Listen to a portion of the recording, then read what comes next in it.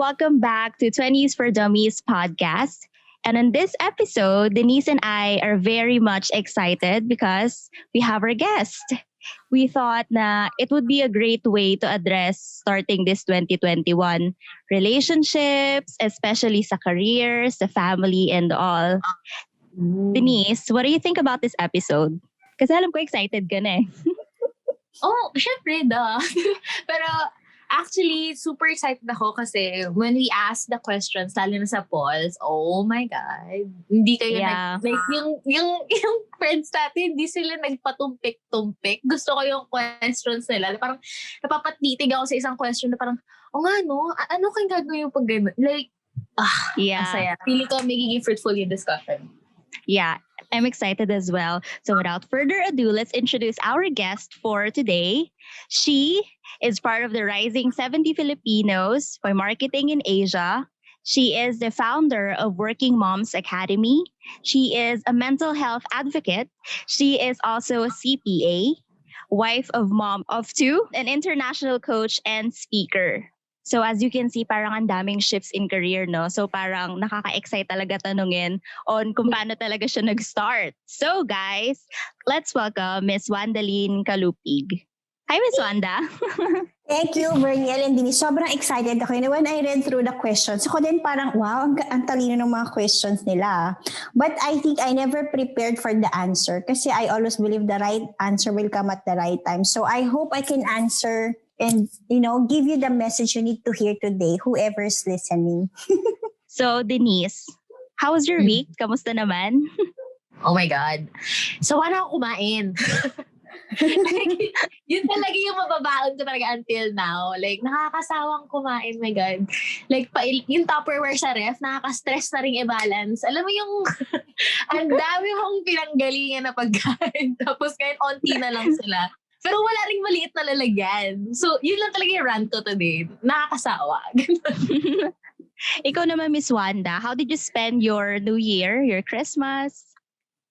Ako kasi with Christmas and New Year, hindi kami nakauwi ng Philippines. We normally go home every Christmas talaga at saka New Year. So because of what happened, andito pa rin kami sa Dubai. But I think at least meron pa rin kaming some family members who celebrated with us. So masaya pa rin in simple ways. And yun, siguro this week na, sabi ko I'm still very hyper kasi I have this Working Moms Academy project that I'm working on. So yun talaga yung it keeps me awake at night. At saka it keeps me excited to wake up in the morning. It's something I look always, I look forward to every day. May gagawin ako for Working Moms Academy. Ganun. Wow, yes. Parang tunog na hanap yung passion. Hindi nakaka-OMG, it's Monday, ayoko na. So yun guys, before we formally start, we actually want to play like a mini game, which is called Bang and Tell, where we ask our guest, Miss Wanda, random questions so we get to know her more. The fun side, para before we formally have our crisis naman, di ba? So, Miss Wanda, are you okay with that? Like, just fast questions, and when we say stop, you have to elaborate or explain your answer further. Sige, excited ako dyan. I love games. Let's go. For the first question, Miss Wanda, what's your first job? My first job is a customer service crew at Kentucky Fried Chicken, sa KFC. In our province, when it opened, I was one of the first pioneer crew. Where was that po? Kasi sabi mo, okay, stop, sorry. Yung sa province? So where are you back then living po? I was living in Lucena City, sa Quezon Province. So I started working in 1996 when I was 16. O, diba? Oh, 16. Why were you working at that age po? Kasi that time, I was really raised by a single parent mom. Kasi yung daddy ko, namatay siya nung 9-year-old pa lang ako. So when I was studying in college, really, it was very difficult for my mom to support me financially. I was already a scholar, kaya lang kasi yung scholarship is only 50%. Lang nung tuition fee ko, yung kaya niya i-support. So I need another 50% to support the school, right? So that time, naghanap talaga ako ng work. And that time din, hindi ako pinapayagan ng professor ko because they said, you cannot do accountancy and work at the same time. It was never done before kasi ganun talaga kahirap yung accountancy. But then, sabi ko nga sa professor ko, this is something I need to do. So wala siyang choice. So I was the first person in that college of accountancy in my school, in Secondary College, to really work and study at the same time. And because nga of the need to survive and to finance my education and to also have a very high grade, I graduated cum laude. So by need, kinailangan kong mag-aral ng mabuti at magtrabaho at the same time just to really get through life and to really finish college. Yon. Wow. So it's really out of need, no? And I think with your story, Denise can actually relate kasi she was a working student at some point as well, Denise. Yeah, iba talaga yung motivation pag alam mo, wala kang choice yun. Pag wala kang choice, pag kailangan mo, iba talaga. Question lang, Miss Wanda, natapos niyo like buong 4 years, like working student talaga kayo? Hindi kasi in between. Hindi na kasi, may limitation din kasi sa province eh. So let's say for example, dun sa province namin, that was the first time KFC opened. So from KFC, I moved to Jollibee. Pero kasi pag Jollibee ka na, hindi ka pwedeng mahire ng McDonald's. There was a stigma that time. Way back 1996, that if you work in Jollibee, you cannot work in McDonald's anymore. And if you get hired already, you cannot be rehired. So, I think siguro during those 4 years of college, siguro if you count it, mga 2 years ako nagtatrabaho. Talaga. But I was working in between parang sabihin mong freelancing na gano'n. Siguro matatawag mong freelancing yun. So, I might not be fully employed with Jollibee anymore. But if they do have parties, dahil nga sa gift of talking ko, I can host children parties. So, they will always call me that, there's a children's party, can you come? So, they will always call me, especially on December, yung Christmas party ng mga bata. Mag-host ako ng ganyan birthday party, Christmas party. So I was freelancing with Jollibee then, although my contract ended with them already. I see. Kasi yung sa akin, first of all, ang hirap talaga tulog. Yun doon talaga ako nag-struggle sa tulog kasi hindi ko kaya na 4 hours, gigising na ako, tapos trabaho na ako. 4 hours tulog. Actually, hindi nga, minsan maswerte na akong 4 hours pa. Minsan parang, alam mo yun, yung pag wala ka na sa headspace, gising ka na lang talaga. So, yun talaga yung naging struggle ko. Kaya sa lahat ng nag-working student, oh my God, guys, ang galing nyo. Like, yun talaga yung nagsabi. Totoo yan, Denise. I want to salute you and honor you. Kasi alam ko ang hirap. I mean, like for example, kasi my also schedule is based on magtatrabaho ko kung kailan ako available. Like for example, in KFC, I was working night shift. Kasi morning yung school ko. Pero puyat na puyat ka, tsaka pagod ka, di ba? So, the following day, pagpasok mo ng 8 o'clock, parang bangag na bangag ka, hindi ka makasagot sa school, di ba? Lutang kong lutang. Tapos naman, when I was in Jollibee, I have to work in the morning shift naman ako. Ng 6 a.m. ako mag-start. Tapos mag-end ako ng 12. Pero papasok na ako ng 1. So, you can imagine, dahil nga dun sa travel time, wala na rin akong time maligo uli. So, papasok ako, amoy burger ako. I mean, I was working in the counter, but alam mo naman, if you're working in Jollibee, ang burger lang ang amoy mo, o kaya Chicken Joy. So, feel ko, yung skin ko, amoy Jollibee, amoy KFC. Tapos pagdating ko sa pagod na pagod ako talaga. Yung minsan, I remember one of my teachers naman, naging disruptive talaga kasi nga I was the first one who was working. So, hindi ako naka-join kasi sa school namin, dapat block kayo meaning you do the same class together. Pero kasi ako, at some point, I have to rejoin let's say I have to join education, yung mga major in education kasi hindi kaya ng schedule ko. So, buti na lang din, yung first class ko was a teacher friend of mine. So, sabi ko sa kanya na talaga, which is value ed. Sabi ko sa kanya, Sir, pag nakakatulog ako, can you just please forgive me? Because I really have no more energy to sustain. Tsaka at some point in my life, I remember, kasi may chapel sa school I might be very busy, but I will always go first sa napakataas na chapel namin. And that is where I will always ask God na, bakit ba ako nahirapan? Yung mga kaklase ko, chill na chill, di ba? Pero kung nagkukumahog ako magtrabaho at saka mag-survive. But then I think as I look back and reflect now, maybe you're still in that situation na bakit ako pagod na pagod, yung iba chill na chill. I think I just want to move and reflect back na actually yung pagtatrabaho ko ng maaga was the greatest advantage I have compared to the many colleagues I had. Kasi that time when I was started working, you already learned how to deal with people, how to handle customers, and no education can prepare you for that eh. Pero kung maaga ka nagtrabaho, you already understood the value of teamwork, yung discipline mo. It's like planting the seeds already. And also, ang nangyari pa sa akin, okay, yung mga super rich na kaklase ko nung elementary and high school, when I met them in Dubai, nagulat ako, yung isa driver. Sabi ko, ano ka ba? Ang yaman-yaman yung family niyo. What happened to you? Tapos sabi nga niya, nag-fail na daw yung business ng lola niya. And then she didn't really, pursue her education. Hindi siya nag-intindi. And driving is the only thing that she knows. So, naging siyang driver. So, I think everybody really has a journey. And it's not about your parents. Talagang pag nakita mo na, if you take control of your life from beginning, at kung nagsasuffer ka ngayon, that is a great seed that you are planting now for a great future that is gonna come your way. Yun lang yung masasabi ko.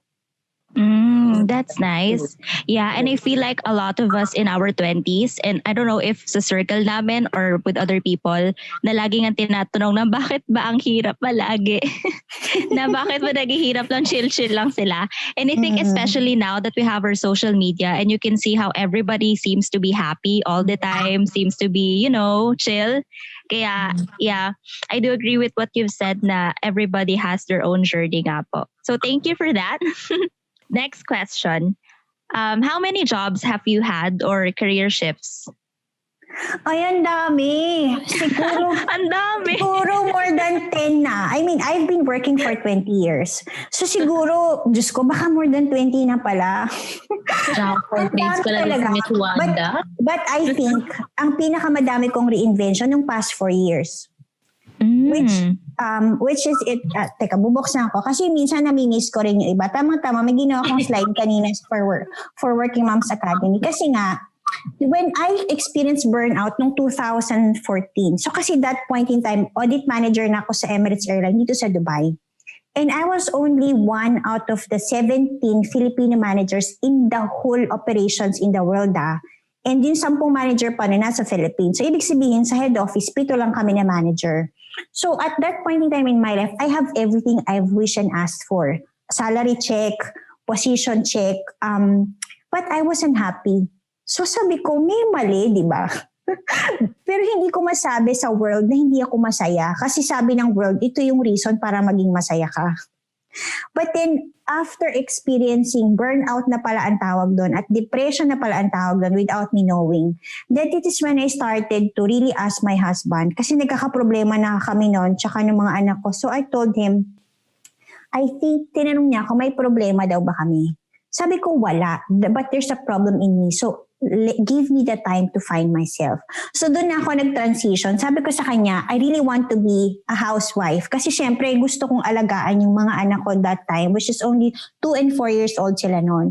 Tapos sabi ni husband ko, bata pa sila, tsaka you're giving up a lot if you leave your job. Basta sabi ko lang, basta iba bucket list ko yung kay Lord na gusto kong maging mommy lang. Tapos, as the time went by, yun na nga, in 2 years' time, I was able to get the dream of becoming a housewife kasi na-relocate yung husband ko sa Malaysia. So, from audit manager, naging akong full-time housewife. Pero after 3 months ako na housewife, hindi ko pala kaya kasi 16 years ako nagtatrabaho, Denise at saka Verniel. 16 years ako nagtatrabaho, tapos kailangan housewife lang ako, which is a different dynamics, di ba? Yung ang dami kong ginawa, pagod na pagod yung katawang lupa ko. Pero wala akong achievement at wala akong sweldo. So ouch, di ba? Tapos sabi ko, tsaka wala akong fulfillment kasi I felt that parang sabi ko that time, nag-stay at home depression naman ako.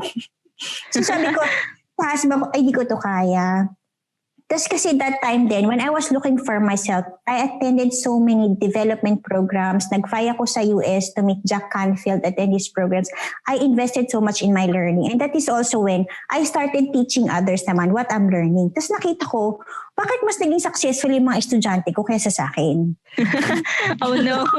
So sabi ko, but at the back of my mind, I was really very happy. Sabi ko, I must be doing something right. So sabi ko talaga that time din kay Lord, free me from corporate and I will do anything I can to serve and help many more. So doon na nga na-fulfill yung pagiging housewife ko. So akala ko yun na yun, di ba? Pero hindi pala dahil na-depress nga ako. So syempre, that time din naman, sabi ko, thankfully, I had the idea na ba't di ako mag-freelance sa previous company ko? Kasi they were also... Kasi yung naiwan mo na trabaho, you can never be replaced because your knowledge will always be yours only. So they opened, they were really happy to have me back. So they were getting me as a consultant. And the best thing about that, I was able to get double my money and half the job. Half the time that I used to spend. Siyempre, I had the power to command my price already. Kasi alam kong matalino ko. Tsaka alam ko kung anong kaya kong gawin. Love it. Okay, I stand it. Sorry sa confidence, yes. So I mean, for me kasi, I know what I'm capable of and I know what others don't have that I have. So I had the power to command. So na-achieve ko yung dream ko na double the salary, half the effort.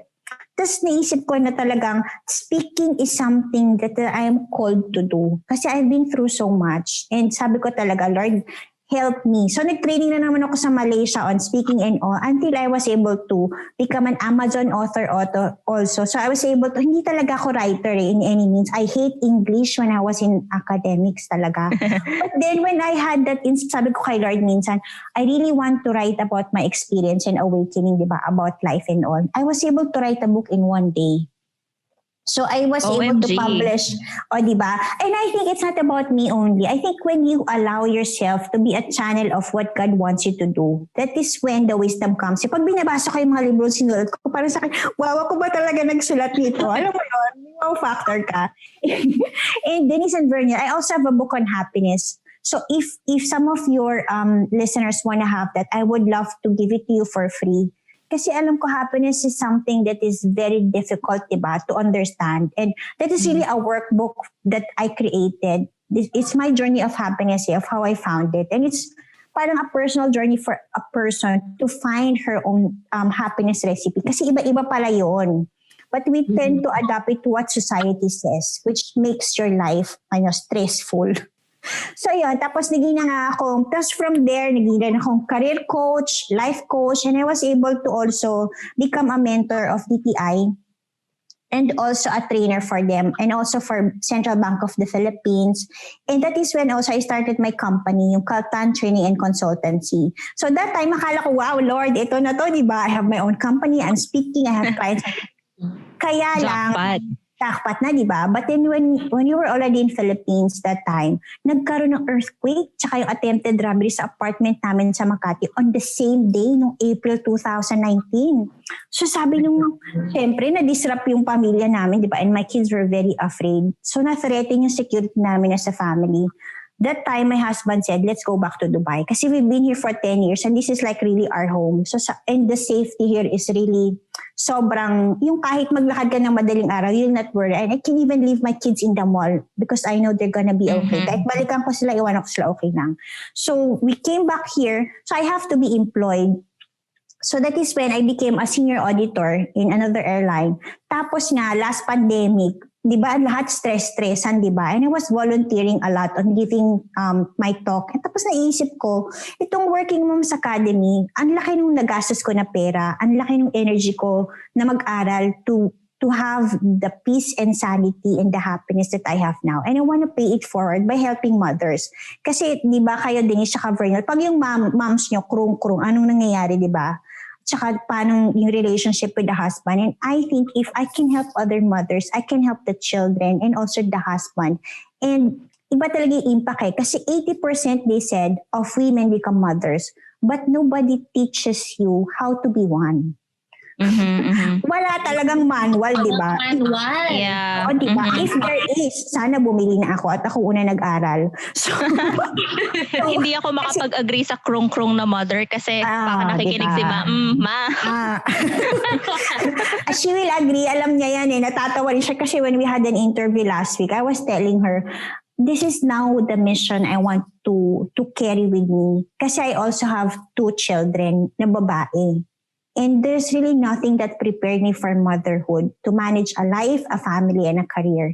And ngayon na alam ko na, and it is now my mission to help those before me, di ba? Paano na sila mahirapan? Yung ang hirap-hirap ng pinagdaanan ko, then there's a shortcut for them already. And I've literally have their own journeys naman, which can support others. And we have all stories to share. So from that, hugutin natin lahat yung nanay, pagsama-samahin. Kasi kung kaming mga nanay magtutulong-tulong, I think the world will be better. Kasi even before, we used to raise children through a tribe. Kaya pag hindi mo kaya, may tumutulong sa'yo. Pero with the digital age that we have now, it's a world without boundary. Pero ang daming, like sabi mo nga, di ba, Verniel, what people post on social media is only what's good. So a lot of people thought that I have the perfect life, di ba?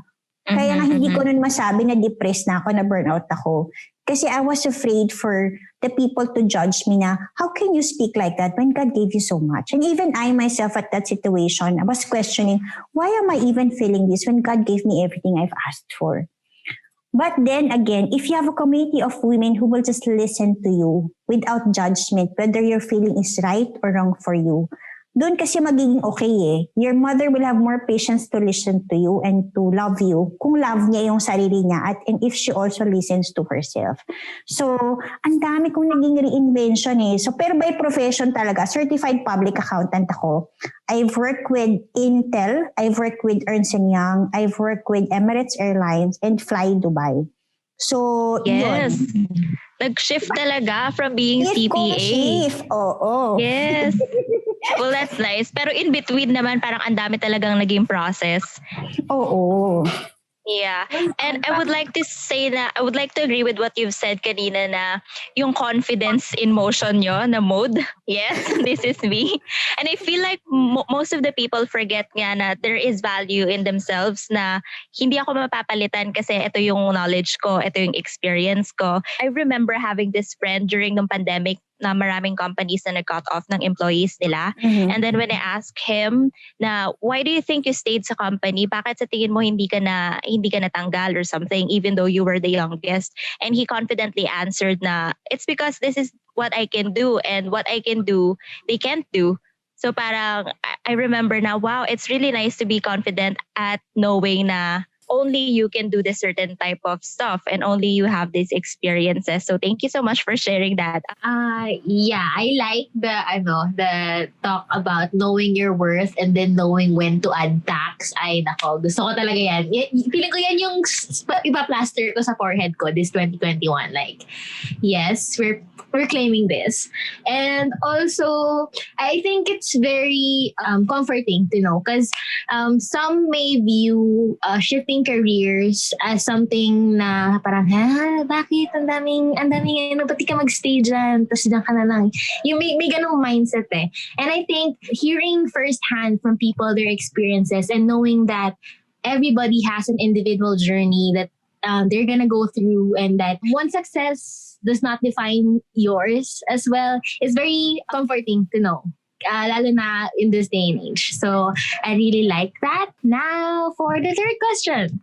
Name 3 things that gets you motivated, Miss Wanda. 3 things. Siguro number 1, yung mga kids ko. I want to live in a world na yung mga anak ko, they can really be who they wanna be. I mean, it's a big dream, I know. Pero kasi nga, like for example, when I was growing up, I wanted to be a nurse, but I landed into accountancy kasi yun yung mas mura kesa sa nursing. I became an accountant kasi yun na yung path, di ba? But I've learned that there's really something called ikigai. It's the reason for being. And you really have a unique purpose to serve in this world. And if you don't do that, nobody will do it except you. And nobody can feel it in the world except you. And my kids, I've seen them so gifted. And I want them to have that leverage an opportunity to really pursue, di ba? Kasi a lot of people then say, oh, you can really be whoever you wanna be. Pero wala naman silang guidance on how to be one. Right? It's just a cliche. But if there's something that could guide you step by step and guide you na, okay, this is me, I want to be an employee or an entrepreneur. Employment, freelance, or corporate. If I want to be in business, what kind of business? Because I've had so much mistake in business and in employment. But when I found what I'm looking for, yung sinasabi ni Virgil kaya na passion, kasi talagang totoo yun eh. When you found something that's meant for you, you will do it no matter what, and the money will just follow you. And that is what I've learned. So, yun yung gusto ko. That's my first motivation. I want my kids to have that really, to really live and, breathe, that they can really be who they want to be. And that's the path that I'm drilling now for them. Siguro second, I really want to help mothers from the pain I've been through. Kasi talaga ang hirap dun sa dark stage ng buhay mo. There was a time, I might be very optimistic, pero meron akong time na sabi ko, Lord, wag na lang sana ako magising. Kasi parang napagod ako talaga sa life. Yung parang ang hirap na maging unhappy ka for no reason. So I really, sabi ko, Lord, I just wanna end whatever I'm feeling now because I don't wanna welcome it anyway.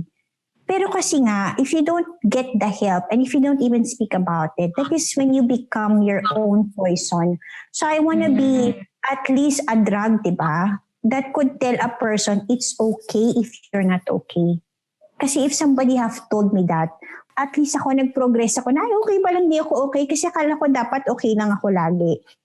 Kasi yun yung conditioning sa akin ng society. So my children, second, I want to help those mothers. And third kasi, I really want to fulfill God's mission for my life. Alam niyo, when I was at the stage of my life, yung talagang, ano bang gagawin ko? So I was attending a lot of trainings and whatever. So naka-attend ako ng isang spiritual conference dito sa Dubai. Which is, si Bo Sanchez nagpunta siya dito. Tapos may nag-testify on stage. One person said, magpapakamatay daw siya, but God spoke to her. Tapos naman one person said, she's dying but God spoke to her. So while these people were talking on stage, at the back of my mind, I was like, ako naman, napaka-prayerful ko, but God never spoke to me. Question, di ba? May favorite? Favorite, di ba? Sabi ko, kunahan, di mo na nakausap. Pero that time, Vernial endings, I will never forget that. It was, I heard a voice in my head. It said, serve me now, serve me now, serve me now. Umiyak talaga ako. Umiyak during the conference. Sabi ko na sa husband ko, kinausap ako ni Lord. So, na parang nakakatakot naman, Miss Wanda. I will say, I never heard the voice again, but it haunted me so much that it really pushed me that, what am I really meant to do? So that is when I started. Pumunta ako sa priest. Sabi ko, Father, how can I really serve others? And sabi nga nung pare sa akin, first, you're called to be a wife and a mom. And nobody can replace that for your family. So you have to make sure you're doing that.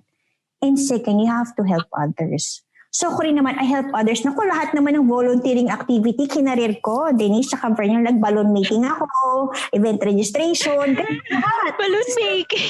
Serve others, diba? Serve.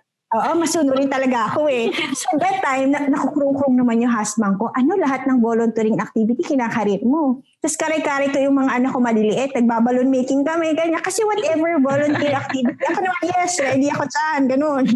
So kare-kare ko yung mga anak ko during weekends.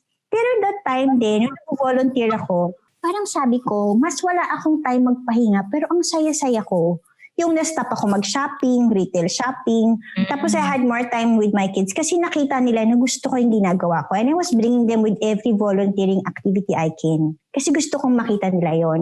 And it landed me one after another na, ay, balloon making, di pala para sa akin to, di ba? Kasi sabi nga sa ako, audit manager ka, nagbaballoon making ka, di ba? Eh, di wow din.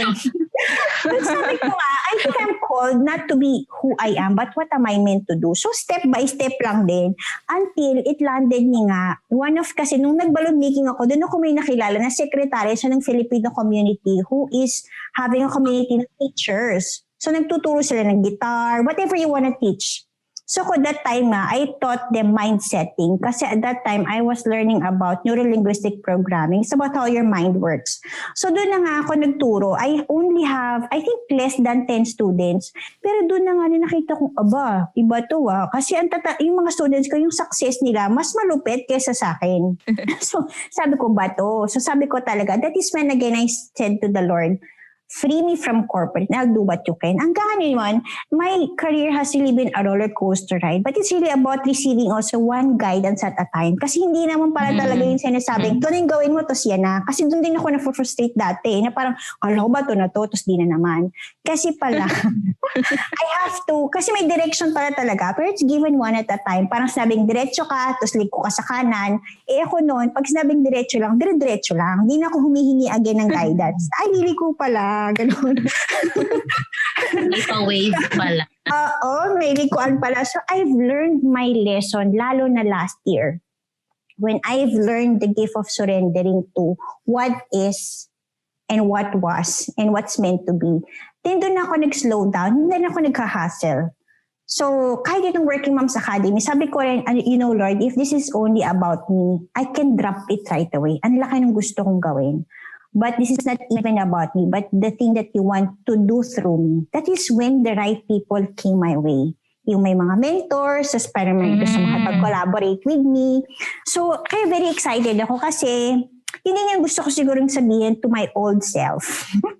To just surrender to whatever is God wants to give birth through you. Kasi may sarili ka talagang journey. And it's given to you one step at a time. Hindi siya malaking mapa agad na, follow na. No. It's a step-by-step process. Okay, ito. Fourth question. What's something that you have started or stopped during the pandemic, Miss Wanda? Medyo na-curious ako dito sa part na to. What I started, itong talking ulit. Kasi nga, when I left the Philippines and when I rejoined Dubai, of course, I had to just, start from scratch again. So, nag-work ako sa corporate. I was focusing on really my work only and my family. So, nag-stop ako talaga dun sa speaking and coaching ko. But then when the pandemic came, nung una nadidepress pa ako kasi lockdown, di ba? Parang sabi ko ba to, hindi ko kayang ganito. Then I started to ask myself, what is the best use of my time? And sabi ko, tama-tama, kaya ko na magsalita whole day. So sabi ko, why not use it for the best benefit of others? So that is when I started volunteering, coaching others, giving a lot of webinars, and I have gained so much during the pandemic. Kasi doon ko nakita rin na, kaya pala ako noong unang ma-stress, saka ma-burnout. Kasi pala, last year was really parang magnify yung stress and burnout. In which case, I now have the opportunity to share with others na, galing na ako dyan So, ganito dapat. O ganito pala. So, that year, I was able to start turning my pain into purpose. Most successful businesses created a business out of their pain. Like for example, si Bello. Diba? She created Bello kasi nga when she was younger, people were teasing her na pangit siya. So she said, I want everybody to be beautiful. And I think the best way really for a person to serve is from your pain. Kasi doon ka kasi may hugot Parang relate ako kay Bello. Collab na ba tayo? Dito ko pala mahanap yung purpose ko. Diba? Even like for example, even Grab and Uber, bakit merong ganyan? Because they had the pain na ang hirap mag-commute. Every pain is every difficulty is an opportunity that was turned into something. At kapag nadaanan mo na yon, that is when you can now help others before you. What's the best advice that you've ever received? Last year, kasi I was asked to surrender and offer. Kasi sa akin dati, ano ba yung surrender? Ang hirap-hirap naman nun. Control freak ako. And actually, when you become a mom, that's when your control, you're wanting to be in control gets magnified. Kasi marami kang fear for your children and you want the best for them and you just want to control them as much as you can. I mean, everybody wants to live a life na yung alam mo lahat, you being the knowing, di ba? But the truth is that there's a lot of things you don't know and there's a lot of things you need to know. At nung sa akin kasi, I'm always a planner. So gusto ko step 1, 2, 3, 4, 5. Ganyan. So tapos pag hindi siya nangyari, oh my God, nakukrung-krung ako talaga. Pag, ano nangyari, di ba? What did I do wrong? Ganyan. So failure agad sa akin yun. But then last year, I was really the best advice that I learned is to just surrender and offer. So sa akin nun, it was a big word. Ano ba yung surrender tsaka offer? Di ba? Kasi sa akin, pag sinabi mong surrender, ako lang, I always pray that I can do what I am meant to do. Pero kasi sa akin, like for example, surrendering pala can also mean just offering through prayer. Na Lord, gusto kong gawin, this is what I'm doing and what I want to do. Kung ito talaga para sa akin, give it to me. If not, then show me the way. Ganun lang pala kasimple yon. So parang sa akin ngayon, yung detachment talaga from outcome. That is how I've learned to surrender. So alam ko, there are many things I want to do. There are a lot of things I want to do. And I always give my best. Ganun na lang sa akin. But if things don't go my way, then I start to write down and say an offering of prayer to say, Lord, gusto ko to. But if this is not for me, drop it out or show me the next way of how to make it happen. Tapos doon na lang ako nagugulat na, dumadating yung mga tamang tao. Tsaka tamang gawin.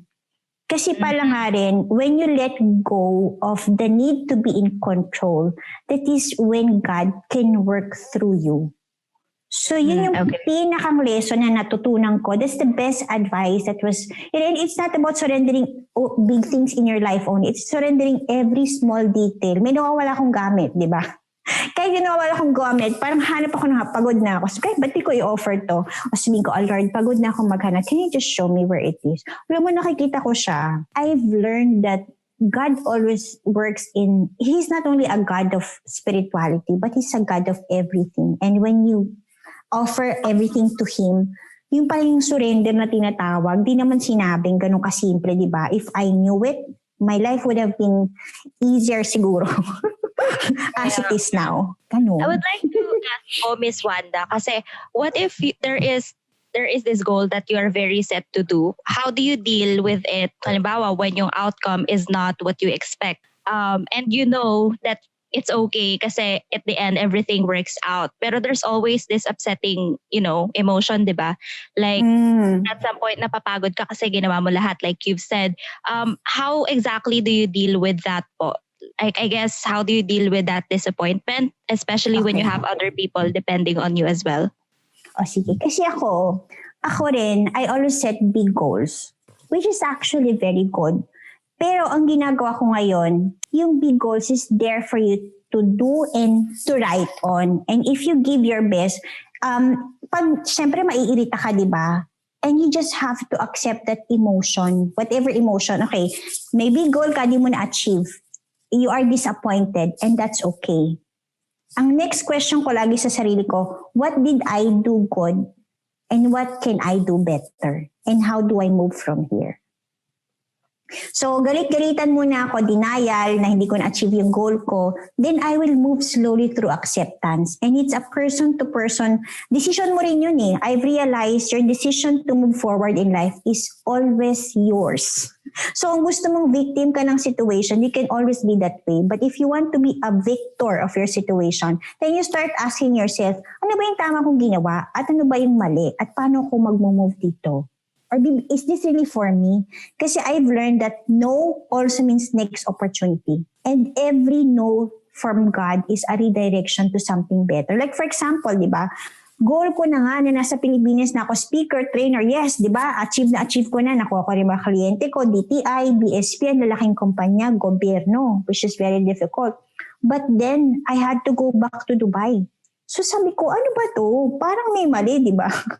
I was really disappointed and I was very frustrated. But that time, okay, hinayaan ko lang kasi every emotion is really something that you need to process. So sabi ko, sige Lord, okay, galit ako, naiinis ako because I thought I had it right and this is what you wanted for me. But if going back to Dubai is really for me, let me find a job here.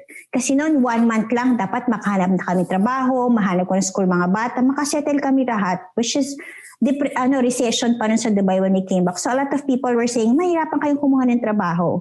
But then I said, Lord, if this is for me, then open the way. Alam nyo, when I surrendered and accepted the fact na kailangan kong bumalik dito nung tapos na akong mag-victim drama kay Lord, I was able to get a job in 8 days. Oh, 8 days? 8 days. 8 days. Ano pa yung partida pa yun kasi I emailed the person, he called me right away and interviewed me 2 days after. Pero they had to go back to me 3 days after because of the salary negotiation. Kasi beyond ako dun sa gusto kong salary. But then I was able to get it. Kasi nga, it's, pag hindi mo na-achieve yung goal mo, it's a no, but it's actually a redirection. So, kung magre-reflect ako, isipin mo, kung hindi ako malis ng Pilipinas, nandyan ako nung pandemic. Diyos ko, ang lala sa Pinas, di ba? I cannot imagine being there. Lalo na't meron akong 2 anak. Mapaparanoid ako talaga ng bonggang-bongga. But the government here have dealt with it with so much grace and ease. Kaya parang sabi ko kay Lord, I thank you kasi nandito ako. Yes, Miss Wanda, pray naman po yung situation ng Pinas. Baka naman sumagot si Lord. Sabay-sabay tayo dapat. I mean, alam mo, ang isa ko pang natutunan, Vernel Denise, there will always be something wrong going around you. And you will never have any control of that. But also, what this is the formula that saved my life. Life is 10% of what happens to you and 90% of how you react to it. Yes, so for me, nung na-realize ko, ay, ganun pala. So pandemic, 10% lang yan. Of how I respond to it can make a big difference. Of how I responded to the earthquake and to the robbery, flying back here, is created a difference in my life. So yun yung very, very important. When you started to think na victim ka ng gobyerno or whoever or whatever, that is when you really have the full power to really live the life that you wanted. Yun yung masasabi ko siguro. Denise, next bag and tell. Okay, for the next one, one word to describe your life since we're talking about the 20s, in your 20s, Miss Wanda. Siguro rainbow. Oh my God. Oh my God, rainbow. Denise. Siguro nag-storm pa ako ngayon. Baka later pa yung rainbow.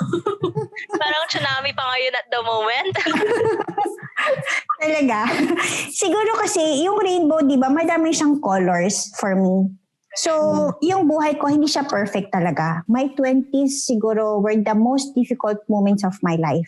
Pero siguro kasi 40 na ako ngayon. Kung babalikan ko siya, parang naisip ko, yun talaga yung naglagay ng color sa buhay ko. If I have never been through that tsunami maybe.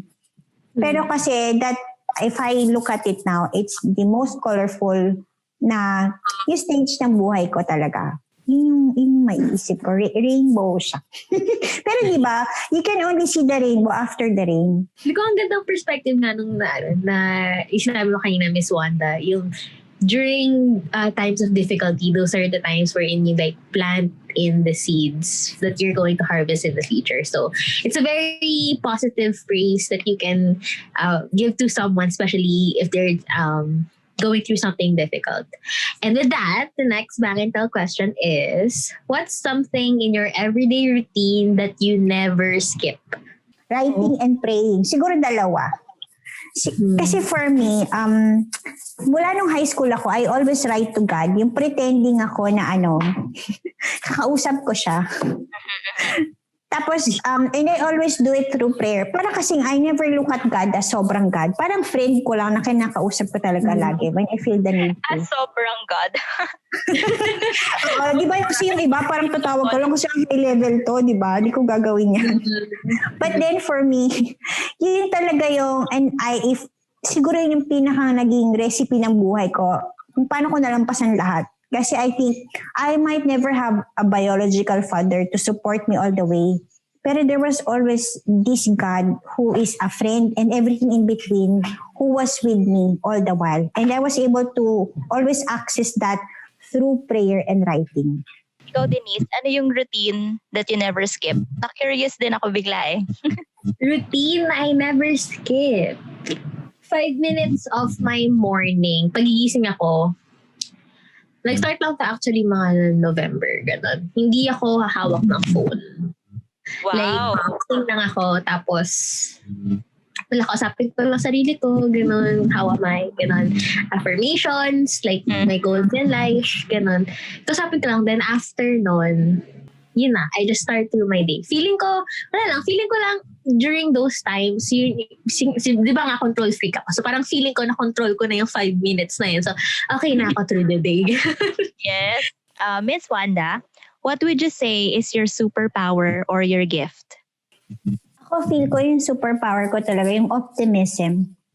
Bata pa lang ako, parang I always look at the brighter side. Tsaka na-realize ko din, kaya pala ako nagka-burnout, kaya pala ako nagkakasakit lagi dati because I was into the profession of auditing. So auditing, you always have to find what's wrong. So, but I was always, diba? But I was always the optimistic person. Yung lagi lang akong kahit may problema, kahit lagi ko nakikita yung kahit isang maganda doon. Pero when I started nga to have the channel of teaching and coaching others, nagkaroon ako ng channel for me to release yung optimistic energy ko. And that is when my life balance. Kasi yung pala yung misalignment ng buhay ko. And that is what I'm destined to do, to share my optimism to the world. And yun yung nakikita ko na if people will only learn one question in life, siguro yung what is the brighter side. Kasi talagang lahat, as they said, we live in a world of duality. So there's good and bad in anything and everything. So kahit nahihirapan ka, you just ask yourself this question, what's the brighter side? And that saved my life so much. And even my kids, I was able to, kahit nadapa na yan, okay, tatanong, umiiyak na, di ba? Then I will ask him, what's the brighter side? So una, titigil siyang umiyak kasi, hello, nadapa na ako, di ba? Brighter side pa. But then also, I was able to help them always see the brighter side in any situation.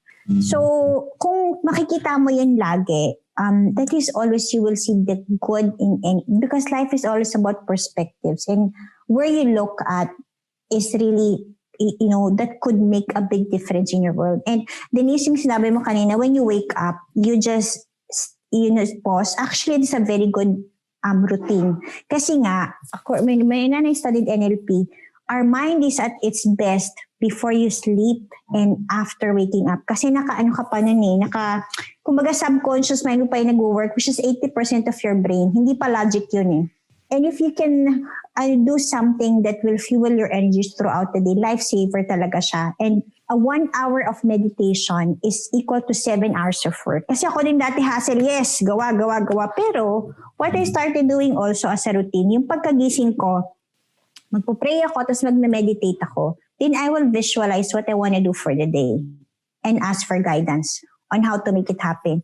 Ngayon dati, pag nagsimula ako, hindi pa ako tapos. Pero ngayon, pag nag-meditate muna ako, yung kailangan ko gawin ng 3 hours, I can do it in 30 minutes to 1 hour. Kasi na-program ko yung utak ko na hindi siya dekahon. Humingi ako ng guidance from beginning. So that is when nga, yung pala yung ease of anointing na tinatawag. Kasi hindi ka nag-work ng struggle. You work through your own dynamics. Actually, Miss Wanda, very contagious yung optimistic energy mo. Like, whenever I hear you talking, parang feeling ko, oh my God, abundance, possibilities, growth. Like, yun talaga yung top 3 na pumapasok sa isip ko. So parang, hala, ang saya. Parang feeling ko kayo makinig ng 3 hours. Ay, thank you naman, Denise. Marami akong free webinar doon sa website ko. Punta ka lang doon kay siguro mga 5 hours yun. So, but I think, kasi kung nung 20 ako, if somebody have told me that, na ganun pala talaga yung life, di ba? That it's full of possibilities, na talagang walang scarcity sa world. It's really an abundant world. And kasi nga din, kasi ang dati akala ko, I only earn because of my company, di ba? But then I also learned, I'm always in God's divine payroll. And kadating sa akin yung pera, maybe through my company, maybe through here. Pero pag laging itataas mo yung level mo na hindi ka controlled by anything or anyone, but it is always God na magbibigay sa'yo ng lahat ng kailangan mo. Parang sa akin, hoy, kung nalaman ko yun noon pa, di ba ang saya-saya sana? So, that's what I want to speak about. Kasi after all the struggles I've been through, yun talagang laging message na natutunan ko. Tsaka kung natutunan ko nga lang na tatanayin ko lang pala yung sarili kong what's the brighter side. Di sana hindi na ako nagdrama-drama lagi, di ba? Sana shortcut na. Ano ba naman yan? Naman lang clue. Eto, okay, it's actually about career po. Mhm. So, a career that you really want to pursue but scared of starting over or starting from scratch, or a healthy workplace but not really the path that you're leaning towards. Yun. Ako, I've been through both sides eh. Kasi nga, sabi ko, di ba, I've been an audit manager. It's giving me a lot of money, but it's not something I want to do. But given a chance to start over again, I want to do that first thing, yun, a career that I pursue because I love it. Kahit afraid ako, even what I'm doing na Working Moms Academy, I'm doing it afraid. But it's from my heart. Kaya alam ko, it's gonna be okay no matter what. Ikaw, Denise, can you relate ba with this question? Like, are you afraid of starting over ba in terms of career, ha? You would have asked me nung 18 ako, 19, yeah. Super. Like, feeling ko, I had that mentality na straight line is the way to go. Like, parang, once you start there, you develop, ganon, like, you improve. Pero right now, I don't know what happened between when I was 18 and until now. Pero, I don't know, I don't think of switching lanes as a negative thing anymore. Parang feeling ko lang rebirth siya of another side of me, of like another thing that I can do or I can be good at. So, ayun. Hala, nadami na kay Miss Wanda. Positive goal ba yan?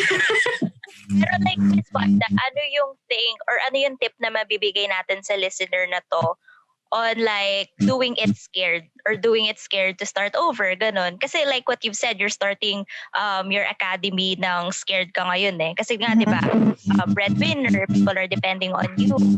Like, sa tingin niyo po, ano yung tip na pwedeng nilang i-keep in mind while they are in the process of starting over? The mind have fears because it wants to tell you something. Kasi yung mind natin, it always likes similar. It likes familiar. So pag sinasabi ng mind mo sa'yo, I'm scared, it is asking you to do something. So ngayon, right now, if I'm scared, then sinasabi ko, okay, what do I need to do to stop the fear? I make my fear my best friend. Kasi actually, your mind is a solution tool. And fear is your best friend because it's telling you to do something. But you just have to ask it and do what it is telling you to do. Kung natatakot ako, then I just say, okay, why am I scared for Working Moms Academy? Because it's a big project. And what is this telling me to do? Ask help. Kasi I cannot do it alone. So that's why I'm asking help for investors, for trainer, coaches, and people to collaborate with me because I know that project, I cannot do it alone. So talagang, and fear is actually a good emotion eh. Fear moves you forward. Yun yung maganda doon. But also, you can use fear as a solution tool to propel you forward by asking the right questions of what your fear is telling you to do. Kasi yun lang talaga naman ang function ng mind natin eh, to warn us. And if you can understand and decode that, yun ang magic talaga nun. Wise person said, feel the fear and do it anyway.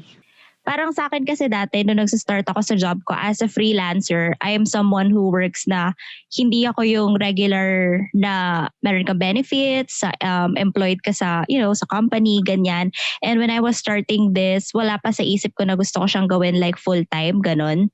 Tapos, and then ngayong medyo, nagiging stable na sa work, medyo may isip mo rin na, freelance, is this really something that I can do for a very long term? Is this really something that can, sustain my needs? Ganyan. Parang chill ako sa work. I'm very happy with what I do now. Pero there's also this fear popping in na one day I'm gonna run out of clients. I'm gonna run out of things na, I can do sa work ko, ganon. Pero pag yun yung thought na naiisip ko, parang nakaka-paralyze siya at some point. Like parang maiisip ko, oh my God, ayoko na mag-work, matutulog na lang ako, gano'n. Yun nga, drama-rama session ako, gano'n.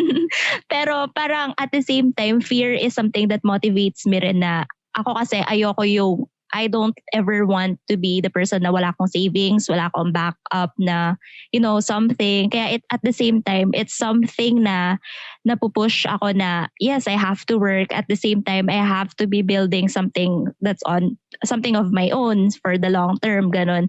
So I think that's a very nice perspective nga na to move with fear.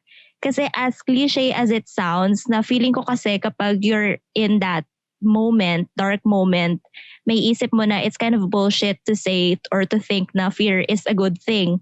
Which is actually, it's not if yung purpose ng fear na yon is to protect you and to warn you with something. So, thank you, Miss Wanda, for that perspective. Yes, actually, super too. Daming na open for... Siguro, Verniel, ang gusto ko lang sabihin din and i-add, I do have a lot of clients at ang dami natin gustong gawin, di ba?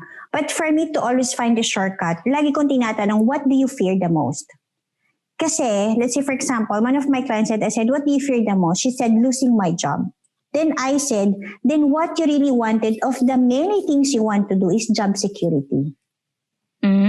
Actually, it's the shortcut eh. Your fear is the shortcut to everything you've wanted.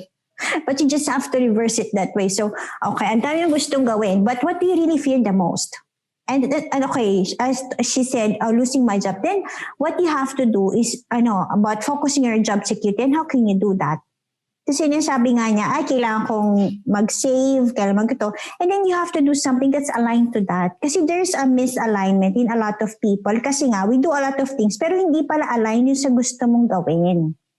So let's say, I have also one client who said, work siya ng work, pero what she really fear about pala was losing the husband and the children.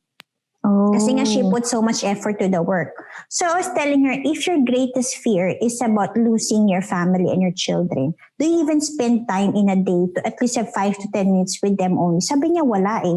Sabi ko, kaya ang gulo-gulo ng world mo. Because what your mind is telling you is your greatest fear is that relationship, but you're not doing it. Kasi what it is telling you to do is to focus on that. Pero if you are clear of what you want to do and what your friend is telling you and do something about that. Like for you, Verniel, if job security is for you, what do you need to do? Sabi mo, you need to invest. Then the next question is, where do you need to invest? What are you going to do with your savings? So kasi nga, yung utak mo, it's telling you to do something and it will always guide you of what is right for you if you ask the right questions also. Yeah. Parang medyo nagpanic ako nung tinanong ako ni Miss Wanda. Like, wait lang, wala akong masasagot dito. Nagkaka-crisis ako at the moment. Wait, Nitis, pwede bang ikaw sumagot? Hindi, you don't even have to answer that question eh. When you start asking yourself those questions, the right answers will come to you and the right teachers will always find you. Feeling ko nga rin po at the back of our minds, we actually know the answer. We're just like afraid or overwhelmed. Ganon. Kaya sabog kami. Yeah, and I think, parang may nabasa rin ako before na parang when you're between a toss coin and heads and tails and you put on the values behind heads and tails and the moment that you flicked it upward, you'd know what you'd want. Kasi you're hoping na it would land on that side. So, yeah, I think that's a very good way of putting it. Lalo na sa'yo, Steph, parang parallels tayo eh. Kasi sa'yo, your fear is with the freelancing and maubusan ng clients. Sa akin, when I came from the 9-to-5 job that I had before, my fear naman was staying stagnant. Na parang, ito na yun. Like, oh my God, I'll be doing this for the rest of my life. And wala na. What about all the other things that I wanted to do? Kaya parang feeling ko, when we started the podcast, it was like a glimmer of hope. Parang it could be a foresight of what I could do for the future then. So parang when it started, ang dami ko na rin gustong gawin. Parang gusto kong gawin ng artsy stuff, ng graphics, ng video editing. Parang, oh my God, the possibilities are endless. So parang, ayun. Kaya lang, fear does different kinds of things. Depende talaga sa'yo kung ano yung value na inassociate mo with the fear. So, yun lang, it's very nice perspective. Well, I think we helped that person. Kasi medyo ako nagets ko rin yung nakuha ko din yung answer from my perspective and problem. So, next. Okay, what if, oh my God, ang ganda ng question. What if your biggest concern from shifting careers is money? Ouch. Like, Yeah, what if that's the main factor? For example, I don't know exactly what this person is doing right now, pero given the situation, what if you're earning right now higher monetary value than you wanted, but the job description does not really like I have. totally get that eh. Kasi ako nga, I was struggling really to leave my job. Kasi nung audit manager ako sa Emirates, you can imagine how much na yung sweldo, di ba? Tapos leaving that behind and starting from scratch na, ayoko na maging audit manager, di ba? Wala na akong monthly salary, tapos housewife ako, biglang zero salary. Tapos, nung nauubos na yung savings ko, hanggang kailan ko kaya paninindigan tong yung mga dreams ko. Alam mo yun? Kasi sabi rin ng husband ko, napapagod ka na, pwede ka na mag-work ulit, di ba? And I think, yun na yung totoo yun eh. But also, what I learned, if you do things out of fear, that is when life will kill you. But when you do things out of love, that is when, kasi di ba, you always plant seeds, whatever you do. Seeds of yung thoughts mo, yung feelings mo, and you will always harvest what you plant. So when I was actually, nagsiseed pala ako ng fear, I was harvesting those fears na hindi magiging successful yung business ko, hirapan ako sa clients. But then when I started planting seeds of love, nagagawin ko to, I know that it will come for good, and I know there's a right time for me to harvest those that I've planted. So maybe I started speaking ilang years ago, hindi ko agad siya nakuha, di ba? Yung benefit of getting that money that I wanted. Pero ngayon, I have now yung confidence na build ko throughout the years, and the price that I can command now, it will not come overnight also eh. So the fear of the money is just normal. Kasi nga we believe that money is really a tool, di ba? But what I've also learned na is that kung iniisip mo na laging ang source ng income mo lang is your salary, your job, then that is also where everything fails. What I've learned is that, okay, kahit naman pala mawala ako ng trabaho, and when I look back dun sa career ko, laging napupunan uli yung bank account ko eh. And that is when I surrender na hindi naman kasi ang source ng income ko yung company ko lang or yung client ko. It is God. So if you have that belief in yourself na I am on God's divine payroll and my needs will always be met. Kasi lagi rin yung fear natin is either fear of the past or fear of the future. What I learned nung nag-study ako ng NLP, hindi kasi alam ng utak natin ano yung past, present, and future. Kaya nga laging pag nanaginip ka, di ba, when you had a bad dream, even when you wake up, the bad trip ka pa rin o takot ka pa din because your mind cannot differentiate it. If you're scared of the future because your mind doesn't know that it's far behind, pero takot na takot ka ngayon. But that's why there's a lot of books on the power of now. Kasi in the present perfect moment, everything is perfect. Buhay ka, humihinga ka, all your needs are met. And you just always have to pull back yourself in the present moment and say, am I okay now? Because if the answer is yes, then all will always be well. Your needs will always be provided. And if you get that concept that you're on God's divine payroll, that's one of the books I read last year. Yung It's Not Your Money. Sabi niya, when you recognize that there's no scarcity of money really. And when you recognize that the source of money is not your husband, not your salary, not your company, but the source of your money is from God, that you're on God's divine payroll, that is when you will try to relax eh. And you will see things na, oh wait, my needs are always provided and it will always be. Because that is how God designed life eh. Kaya nga lang, masyado tayong controlling, di ba? But then when you also surrender, ako rin dati sabi ko, hala, ubus na yung savings ko. Tapos may dumating na project na puno na yung bank account ko. So tuwan-tuwa naman ako sabi, ay ganun lang pala yun. So pag napapraning ako about money, then I just review on ano ba yung pinagdaanan ko dati. And I look at also the present moment. Am I okay now? Then I'll just say, meron akong God box. Ano yung God box? So whenever I worry about something, I write it down. Tapos sinusulat ko siya na, Lord, I worry about this. Can you help me let go of this now? Or show me the way? Tapos nalagay ko siya doon sa box. That is way for me to offer and surrender whatever I'm going through. And it's really very helpful in many ways. That's nice. It's like actually putting in the effort po. tapos not focusing yung iniisip mo siya araw-araw na okay, ginawa ko to, yung result darating na ba ngayon, darating na ba bukas, darating na ba this day. Yeah, minus the dreading part. Tsaka kasi, if you look at it, kasi wala pa tayong video, no? Okay. Pero pag nakita nyo ako, syempre, Verniel and Liz, what can you see in what I drew?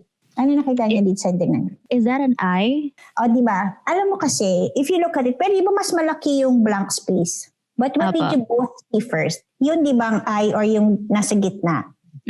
Kasi nga, our minds are created to be negative.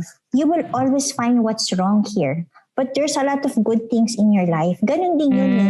Kasi yung mind natin, it was really designed to focus on what's not working. Kasi nga, nung primitive age, survival ang drama natin, di ba? And our mind, so talagang ang laging niyang tinitingnan, threat muna.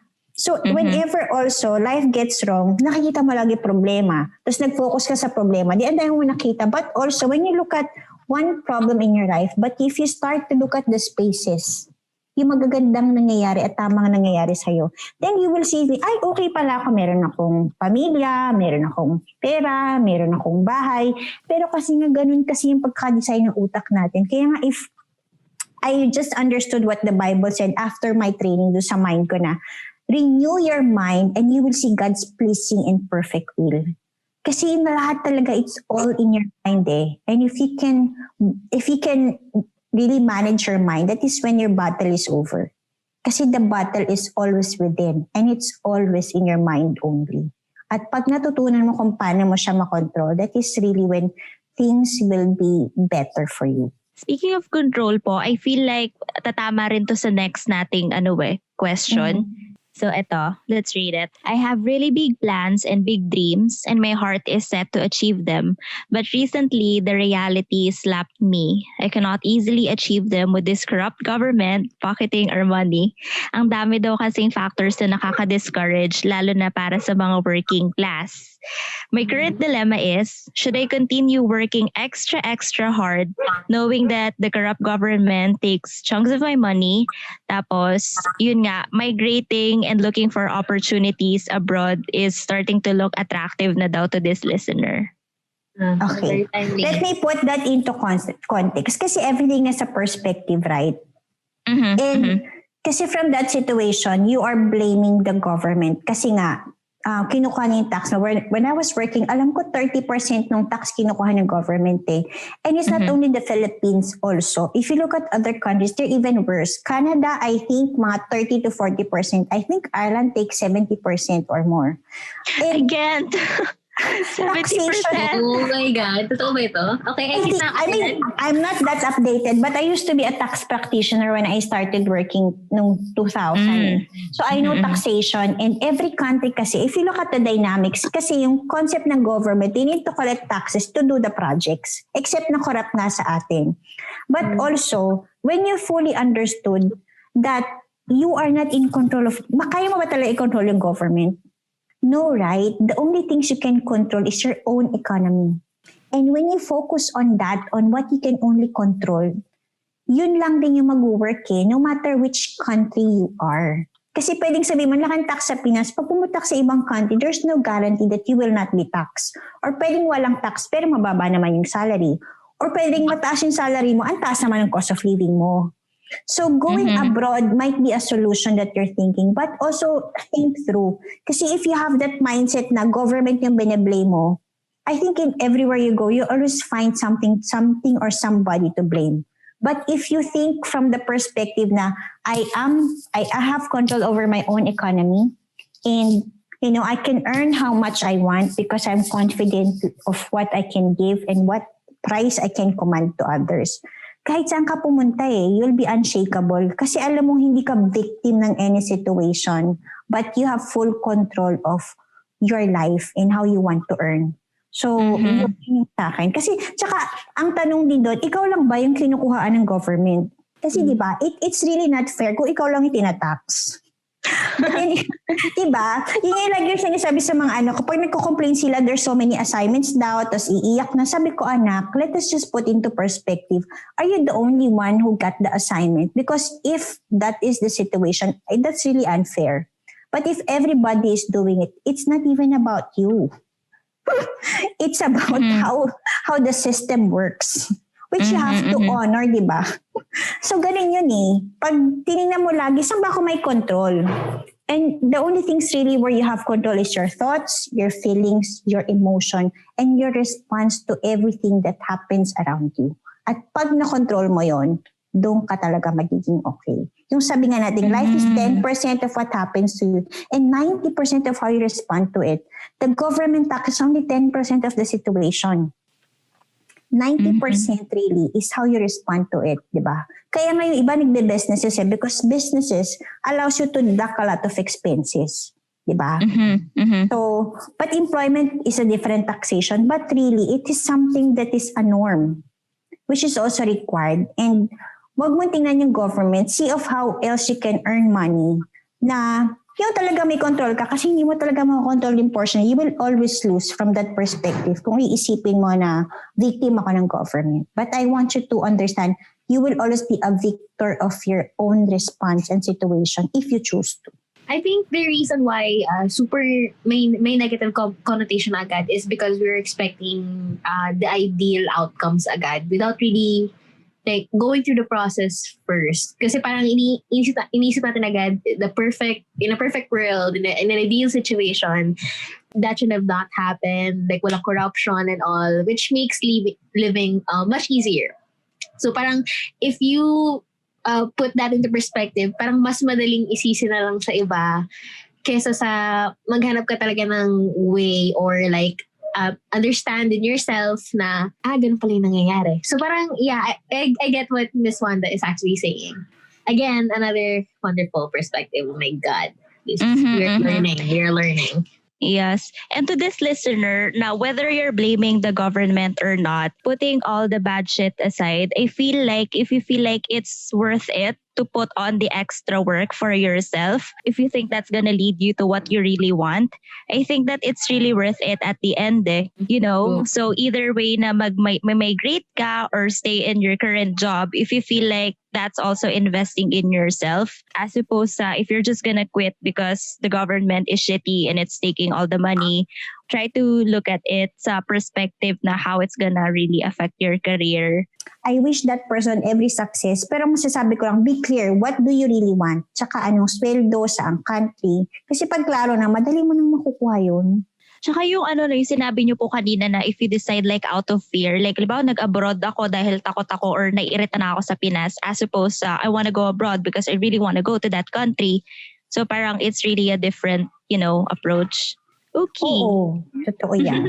Saka parang it clears din yung parang connotation natin na pag sa abroad, like, glimmering, shiny, like, lahat na interpretation. Parang na-realize ko nga rin, paano pag mataas na sweldo pero mataas na yung cost of living? Hindi ko naisip yun na. Parang, oh my God, talo-talo lang din kung lumalis ako ng Pilipinas. So parang, Oo, kasi lalo na dito sa Dubai, I know a lot of people want to come here. Pero kasi, over the years, nag-decline talaga yung salary I mean, dati, kaya nga, some people, lalo ng mga starters dito, you can earn the money that you are earning in the Philippines here. Kasi magkano na lang yung sweldo ng mga nasa hotel, tapos ang laki ng cost of living dito. Sa Pilipinas, nakatira ka pa sa parents mo. So your salary is only yours. So pag magpagawa ka ng math, mas kikita ka pa sa Pinas. Kasi ang tindi na ng competition dito. There's a lot of Indians and other nationalities who are competing for salary, which brings the market down. So if you don't have yet the experience, you don't even have the power to tell how much you want, right? Hindi ka magiging employable dito. Pero if you look at the Philippines, may employ ka doon, mas kikita ka pa doon kung starter ka. But once you have the experience, and maybe when you come here, that is when opportunity will open for you. So it's really a perspective and I've traveled to many countries. Talagang madami kasing factors na kailangan mong i-consider. Hindi mo masasabing lahat ng tao na nasa abroad perfect na. Kasi nga madami, like sa Canada, maybe it's a good place. Pero ang baba ng swelduhan doon because the government have decided that everybody will live at par. Alam mo yun, yung walang mayaman at mahirap. Yeah. So pag i-compare ko yung salary ko sa Canada, parang half lang ng salary ko dito. Parang isip ko, pag nag-move ako doon, ano mangyari sa akin, di ba? But kasi, every country has their own dynamics. And that is something you have to understand. And yun ang kailangan maintindihan lagi. It's always a personal situation and decision Ano ba talagang gusto mo? Kasi pag klaro ka, madali nang masabi kung saan mo gustong pumunta at makikita mo agad siya. Yun, move tayo sa family and career. O, Denise, ready ka na ba sa mga existential questions dito? Alam ko, meron ka rin dito. For people wanting to move forward or shift careers, but are considering what their family wants for them, how do you manage those kinds of situation? I feel like yung sender nito, parang yung situation po ata niya is from going to a stable job, parang gusto niya mag-freelance in the art field, ganon. Pero a threat kasi yun kasi siya yung breadwinner sa family nila, like yung kuryente, yung bahay, yung pampaaral sa kapatid niya. So kapag lumipat siya dun sa, like, sa freelancing, hindi siya payroll. So I think yun po yung back context ng question na to. Sige, maganda yan. Actually, I myself am a breadwinner of the family. So, kahit may trabaho niya yung mga kapatid ko, tsaka even I am the youngest of the family, ako pa rin nagsusupport sa mami ko. Kasi ako naman yung may financial means din. So, also, when I decided na pag iniwan ko yung corporate, ano yung mangyayari sa nanay ko? Kasi sa akin siya nakasupport, di ba? So, I used to have that fear also. Pero that time, I had that conversation with my siblings na, pag di na ako nag-work kayo na magbigay kay mama ha. Pero hindi rin naman nangyari. Ako pa rin yung nagbigay. Pero ang sa akin kasi is that yung fear mo talaga is just telling you to do something. Kasi ang tanong ba, how ready are you to really leave the job? Kasi baka kaya ka natatakot kasi nga wala kang enough na yung backup kapag nangyari yon, right? So, ibig sabihin nun, your mind is just telling you to do something, which is what? I don't know. So, you have to ask yourself that question. What is my mind telling me to do? Diba? Baka kailangan mo mag-compute. Magkano ba yung kailangan mo na savings para at least kahit wala kang freelance project. And I think also, there's nothing and no one who can stop you. If you want to do employment now and do the artwork, I know a lot of moms, what they did, yung ginagawa nila side by side, yung habang nagtatrabaho sila, mayroon silang kinakareer on the side. And when this is already making the money they want, that is when they leave the other one. So there's no right or wrong formula naman It's all about you making use of the time that you have. Kasi it's either you have money or you have time. If you don't have enough money, then you use your time to make more money. Pero hindi rin naman kailangan i-drop mo agad para mag-focus ka dito. Lalo na kung may sinusupport ka na family, diba? Hindi naman basta-basta yon. But what I also want to say is that pinagdaanan ko yun and what I can say, lagi namang napoprovide yung needs Yun lang talagang fear mo na hindi siya mangyayari is stopping you. So, kailangan mo talagang i-process sa sarili mo, what is this fear telling me to do? And what do I need to do next? Pag nagawa mo yun, doon na siya magiging okay. I love that perspective when you said na you really have to ask yourself kasi baka nga natatakot nga rin siya kasi wala rin siyang backup plan. Minsan kasi siguro na nakakapuno na yung current situation, gusto mo na lang umalis, but it's not really that, convenient for everyone. Or to our listeners pala, Miss Wanda has like a free course or webinar. It's the Dream Job Formula, Miss Wanda. Tama ba? Right? Ay, oo. I have a free course. It's called the Dream Job Formula. Kasi nga after so many career transitions, tsaka na-burnout naman ako, hindi ngayon lang Na-realize ko, ang dami kong career transitions. Kasi nga, I was always burned out. Let's say, nandun ako sa Ernst & Young, napagod na maging auditor.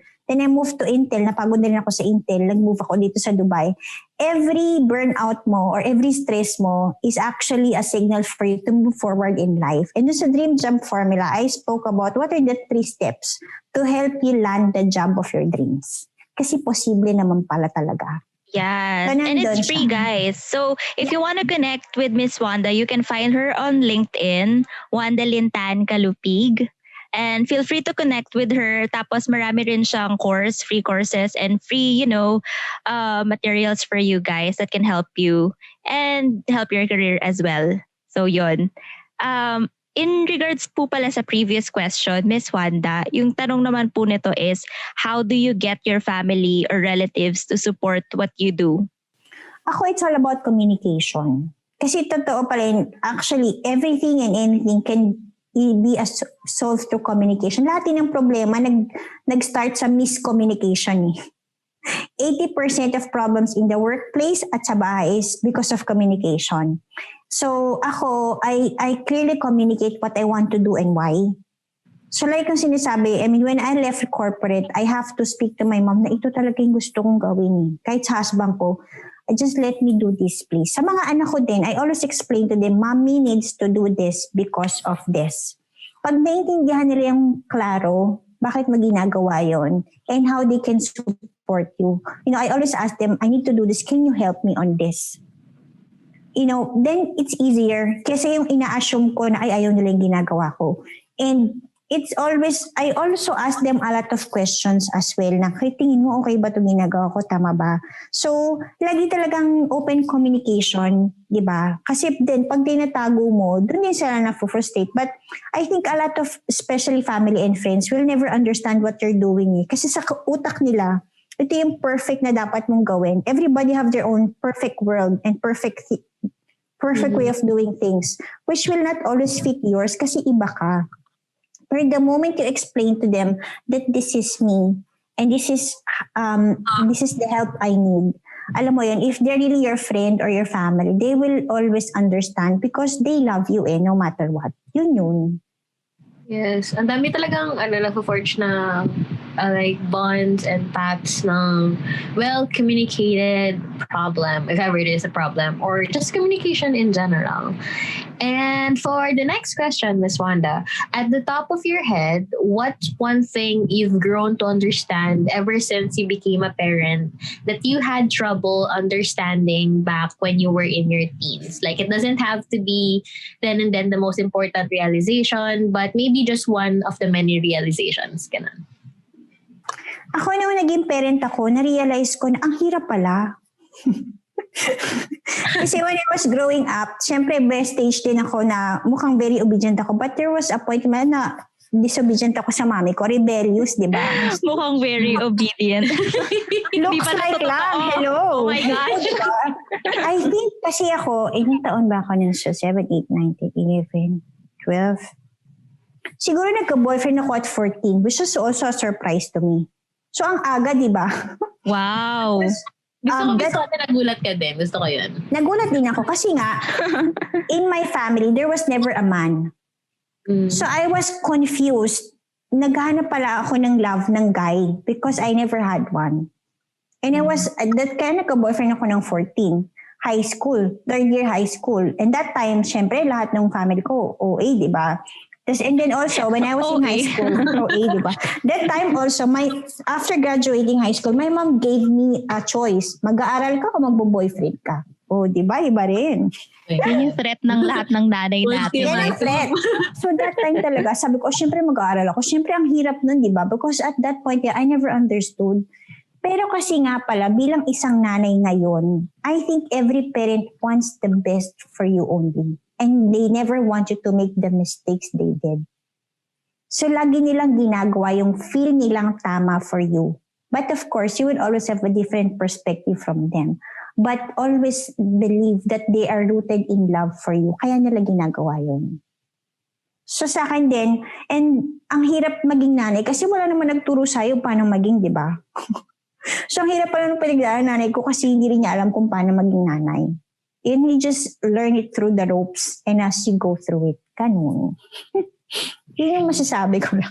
So naisip ko nga, tigas pala ng ulo ko dati. But looking back, I wanna thank my mom. Siguro kasi maaga ko nag-asawa kung tuloy-tuloy ko nag-boyfriend.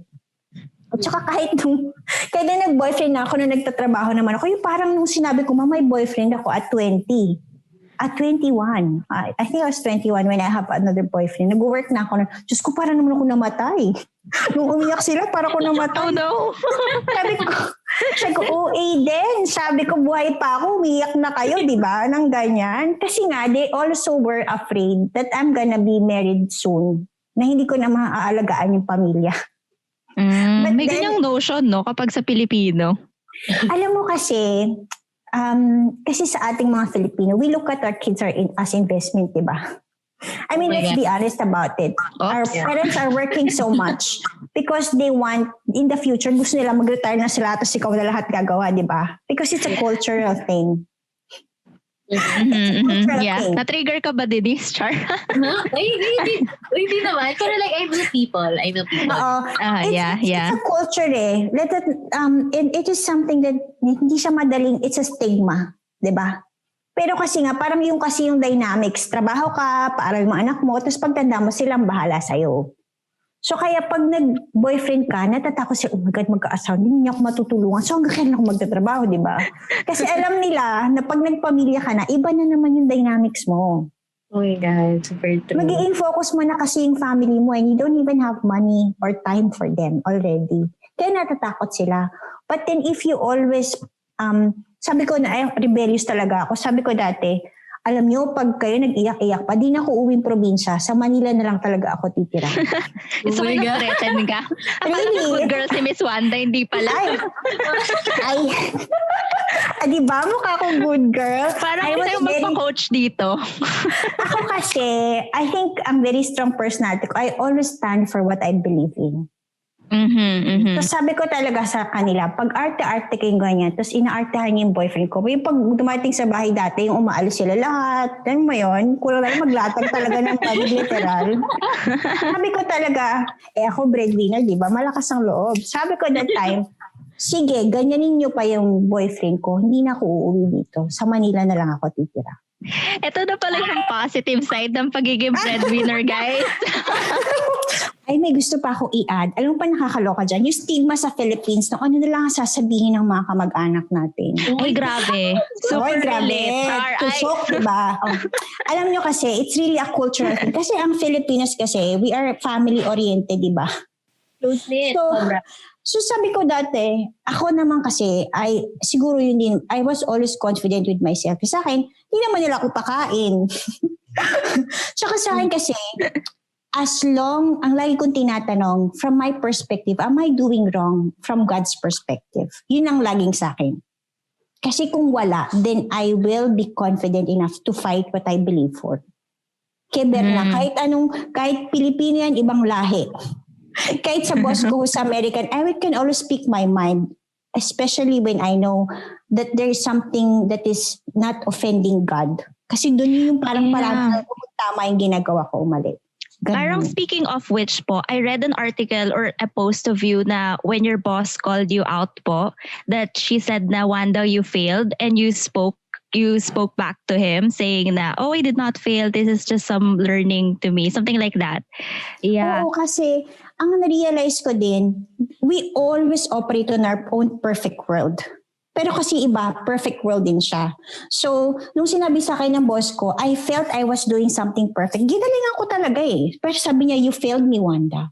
So, buti na lang pang Miss Universe yung sagot ko. Sabi ko sa kanya, I'm sorry. In the split of second na nakasagot ako. Sabi ko, sorry, I never failed, but I only learned. So, tell me, what can I do better?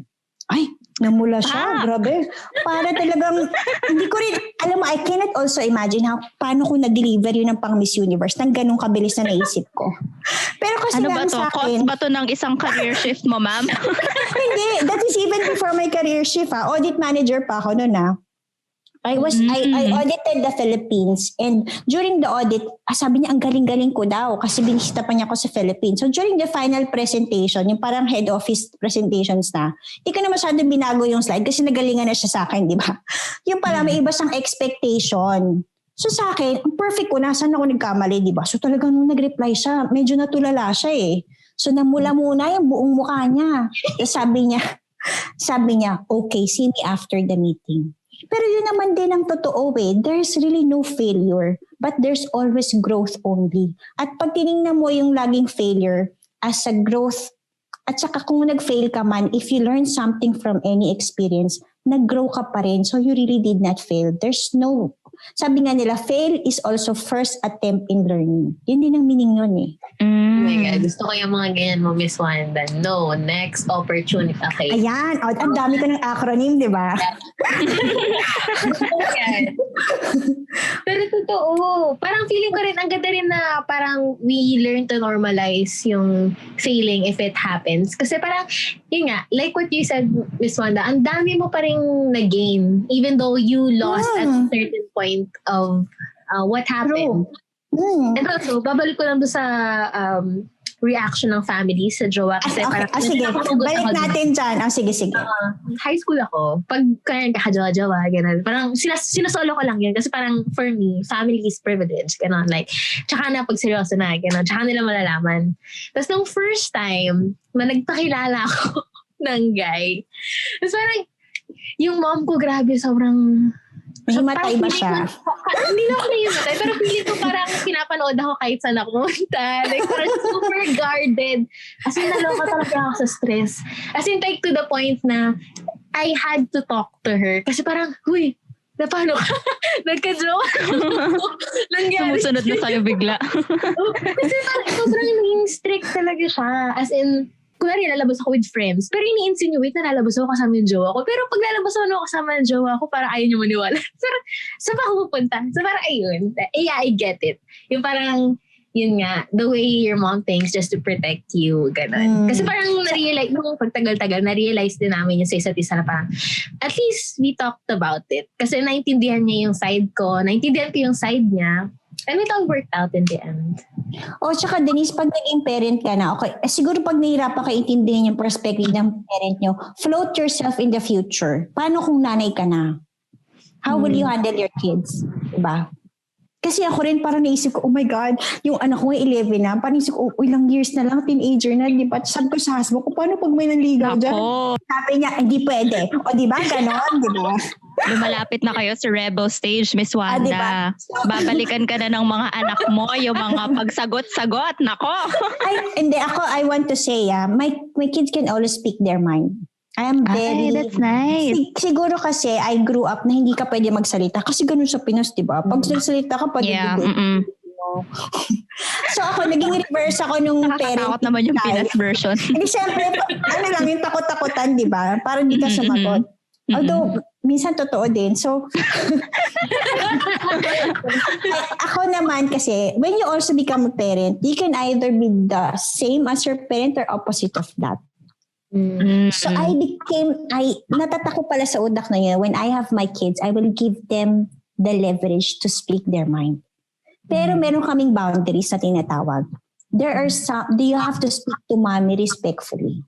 But you can always speak your mind. So, syempre, hindi rin naman nila alam kung ano yung tama at mali. So, they're always free to speak their mind, ask me any question. There's no right or wrong. Pero pag yung tono iba, then I just have to correct. Is that the right way to speak to your mother? Or am I your classmate or your friend? Then they will always, I'm sorry, mommy. Diba? So, but it's always, you just have to set those boundaries. Pero ang nare-realize ko, ang mga bata, they're so much intelligent about life.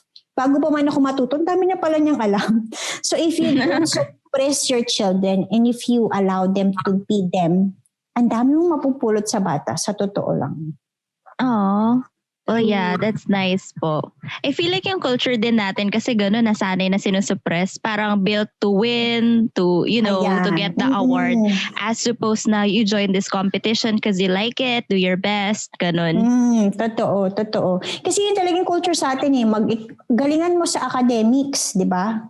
Pero pagdating naman, academics can only bring you up to something, but your attitude ang pinaka-importante talaga, yung emotional at spiritual intelligence mo. So yun yung lagi ko rin sinasabi sa mga anak ko. But I also wanna thank my academics kasi hindi rin naman ako mag-exceed sa Kasi it's a habit of doing your best.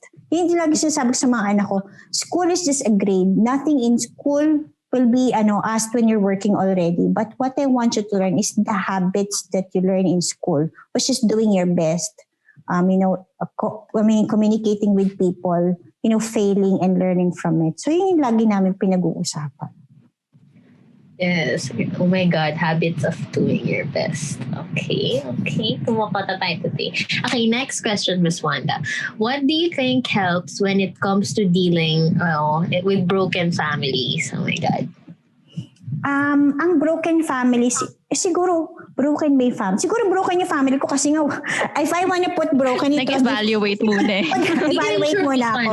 Kasi I want to relate, di ba? Kasi what is a perfect family? May nanay, may tatay, may pamilya, di ba? Yeah, yung basics, opo. Siguro yung basic. And ako kasi lumaki kung wala akong tatay kasi nga namatay siya. Hindi naman choice ng tatay kung mamatay siya. But then, I think if I will put the concept of broken family, di ba? I think I am broken because there was a piece in my heart that was always missing. Yun nga yung love nung daddy ko, which I was always looking for. Kaya nga aga ko pala nag-boyfriend. Kung magre-reflect ako ngayon, aga ko nag-boyfriend kasi naghanap pala ako nung parang mag-aalaga sa akin lagi. Ito na second. Oo, kasi you're really a person who has needs, di ba? Maslow's hierarchy of needs, psychological, physical, emotional. And yung kasing broken family is hindi mo siya kasalanan. So that's the first thing. And the second thing, you have no control over it eh. Hindi ko kasalanan na namatay agad yung tatay ko. Wala akong control na namatay siya agad. So if your parents are separated, una, hindi mo kasalanan na naghiwalay sila. It was their decision. Second, wala kang control doon kasi choice din nila yun eh. But I think what I want to say is that ang maganda doon, you don't have to follow the path of your parents. Kasi yun na nga yung madalas na nangyayari eh. Yung pain ng family mo yun. Actually, what happens, a lot of people have problems with relationships. Kasi na-carry forward nila yung relationship ng parents nila. Kasi nga, we are built on programs. Diba? Nung bata ka, ang kasama mo lang and your entire life, you're with your family. So the way you think, the way you do, your beliefs, your thoughts, your emotions, nakapattern siya sa family mo. So kung paano mag-relate yung parents mo, ganun ka rin nahanap ng relationship. Like for example, let me just give you this story. There was one story, one lady, ang nagtatrabaho lang yung mami niya. Yung tatay niya nung bata siya. So akala niya tuloy, naging program sa kanya, ang may pera lang lalaki. So nung lumaki siya, when she was entering into relationship, she was looking for the man who can support her for security because she never had the program na nagtatrabaho yung babae. So ang sa akin, if the family is broken, you have every choice to draw the life that you want. At kailangan mong makita ano yung mga negative na programs na nakuha mo sa parents mo kasi you have to clear that in your system eh. Or else dala-dala mo siya hanggang pagtanda mo. A lot of people are into depression kasi depressed din yung nanay nila. A lot of people are into broken relationships kasi yun yung dun sila nanggaling. But it doesn't have to be your story. And you have the power to change that, diba? So kailangan mo makita, ano yung gusto kong maging iba dun sa naging buhay ng parents ko. Kasi you might be a product of broken family, but you have everything in your power to create the life that you want because you are not your parents and their life is not yours. So you make that choice, diba? Yes. Good na reminder, parang it happened in your family until it happened to you. Parang gandang perspective na. Yes, let's break the cycle, guys. Yes? Totoo yan. I hope you break the cycle talaga. With the next one po, we also want to take into account yung relationship natin with ourselves. Ikaw, Miss Wanda, if you're gonna rate it, how is your relationship with yourself? Ngayon, ang bait ko na sa sarili ko. Yes. I'll say I fully love and accept myself now. Kasi dati, masyado kong judgmental sa sarili ko. Yung pagtitingin ko sa salamin, ay, ba't may ubang ka dito? Bakit yung buhok mo? Alam mo, the first Literal thing, pala na siya. literal, Human diba? mind, nakaka-stress. Actually, lahat ng tao ganyan. I always do this exercise with my workshops. I tell them to get the mirror, to get their phones, and tapos gawin nilang selfie mode. So makikita mo yung sarili mo. What's the first thing you see? A lot of people said, oh my God, may wrinkles ako dito, or may pimple ako dyan. They never said anything good about themselves. Kasi nga, di ba, negative mind nga. So, I was very judgmental of myself. Pero ngayon, I've been kinder to myself kasi na-realize ko, if I'm not kind to myself and if I don't really love myself enough, hindi ko kayang ibigay yun sa kahit kanino.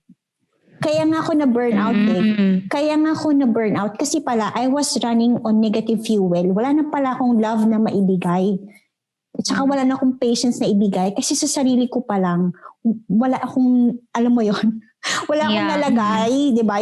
My cup is really empty. So I have nothing more to give to my family. Pero self-care is really true eh. And it means different thing to different people. Di mo naman kailangan laliman.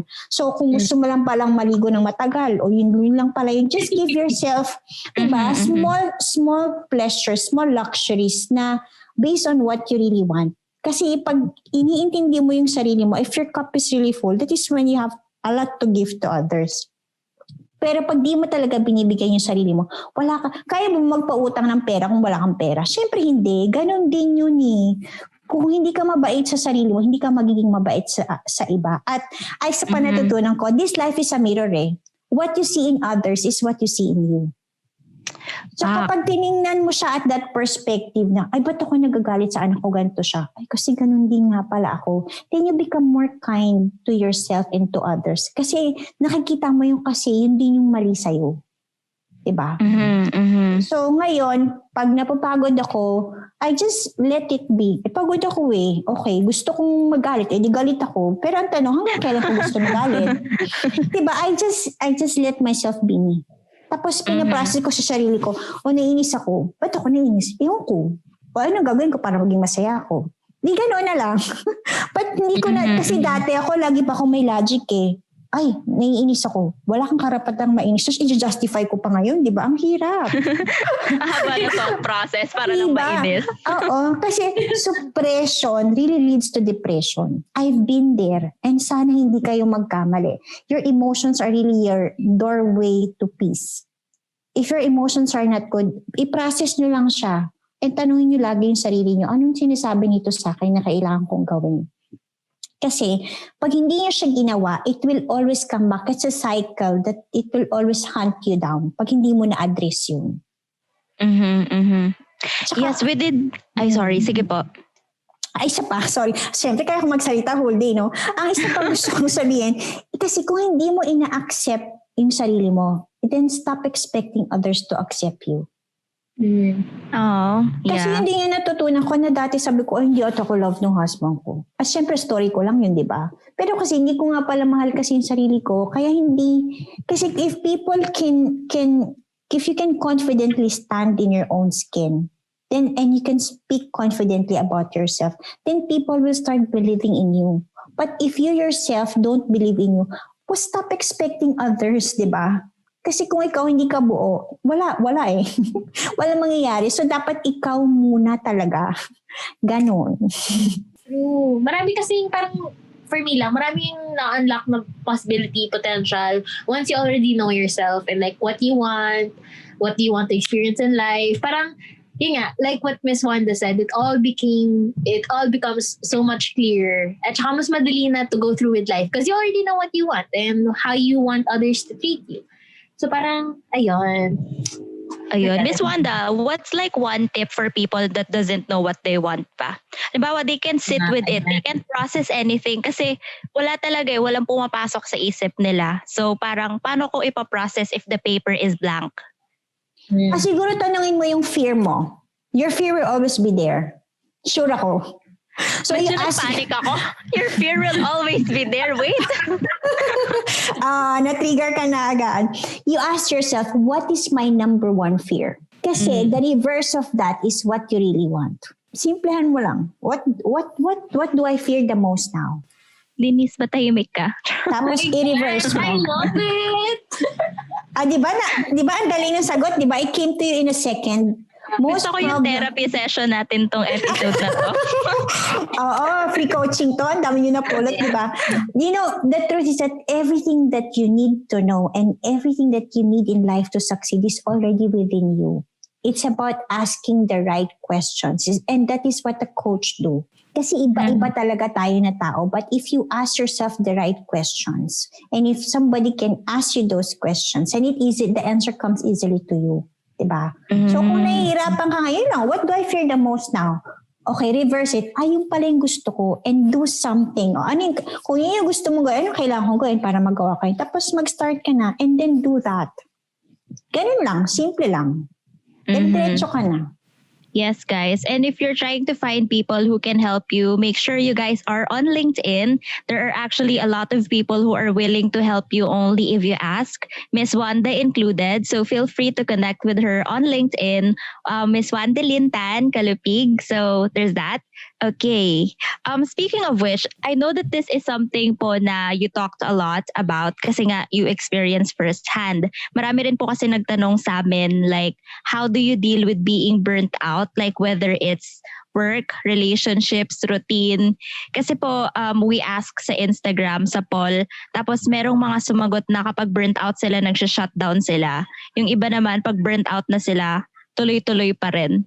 So, ano po yung masasabi niyo doon? Good luck. Pag burnout ka, tapos tuloy-tuloy ka, running on zero fuel ka na. So, sasabog na, di ba? Good luck. Kasi I've reached that stage eh. Yung akala ko, dire-diretso lang.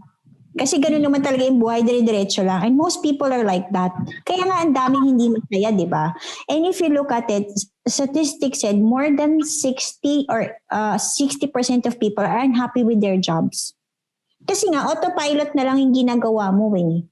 And you're just running just because society is like that. You just accept the fact.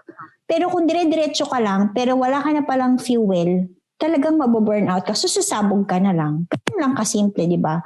And I think everybody has different ways of dealing with something. So, kung burnout ka na, gusto mo mag-shutdown, then that's true for you. Diba? Pero kung burnout ka na, tapos kailangan mo lang palang kumanta, kailangan mo lang sumayaw, there is always something. You ask yourself, what gives me joy? Gawin mo lang yon. Yung burnout mo mawawala na. Maybe that means listening to music, talking to a person. It means different things to different people. Pero pag burnout ka na, pwede rin naman mag-stop, diba? And I think it's okay if you're not okay. Then you start. Pag na-burnout ka na, meaning it's a signal for you to refill and to refuel yourself. Whatever that means to you. So, iba-iba kasi. So, tanongin mo sarili, what gives me joy? Tapos feel ka uli feel mo uli yung cup mo. Kasi ganun talaga eh. Parang tayo sa sasakyan, you need continuous gasoline to move forward. Kailangan mo siyang i-fuel lagi. Or else, mag-run ka ng zero battery talaga. Hanggang dead ka na. Pagod na. Ganun. Yeah. Parang mas nakakatakot nga yung nag-run, yung sinagad-sagad mo, tas parang hanggang dun ka na lang as opposed na you take a break and then you can go further. So, yeah. So, for this one, maganda rin. What do you do when the source of your burnout is actually your passion in life? So, the sender here is actually a friend of mine. I know him from work before. He's still working that 9 to 5 job, but at the same time, he actually does YouTube, tsaka he's actually good in singing. So, gumagawa siya ng covers and all. Pero feeling ko, ayan na, na-reach na yung point of burnout niya. What can you say for that one, Miss Wanda? Ako kasi, yung burnout is always a misalignment eh. In something. So, ibig sabihin nun, like for example, minsan din kasi, you tend to overgive. It's telling you to do something. Like for example, I might love training and coaching, di ba? Pero kung lahat naman yung free, di syempre mag-zero fuel na naman ako. So, it's because you're giving so much, but you also have to receive. So, it's a balance eh. Baka naman hindi rin yun yung passion niya. Di ba? Kasi it's also a question, ito ba talaga yung passion mo? Kasi kung passion mo siya, you will always do it no matter what if people will pay you or not. Yun eh.